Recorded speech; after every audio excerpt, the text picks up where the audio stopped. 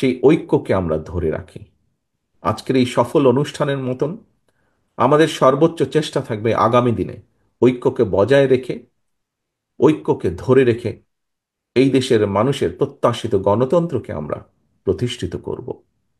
এই দেশের মানুষের প্রত্যাশিত সংস্কার প্রক্রিয়াকে আমরা সকলে মিলে আলোচনার মাধ্যমে সকলে মিলে বাস্তবায়ন করব। এটিই হোক আজকের এই দোয়া মাহফিলের আমাদের শপথ, আমাদের প্রত্যাশা। প্রিয় সহকর্মীবৃন্দ, সম্মানিত রাজনৈতিক নেতৃবৃন্দ, আমাদেরকে যে কোনো মূল্যে ঐক্যকে ধরে রাখতে হবে। মতভিন্নতা থাকবে, আমরা বসবো, আলোচনা করব।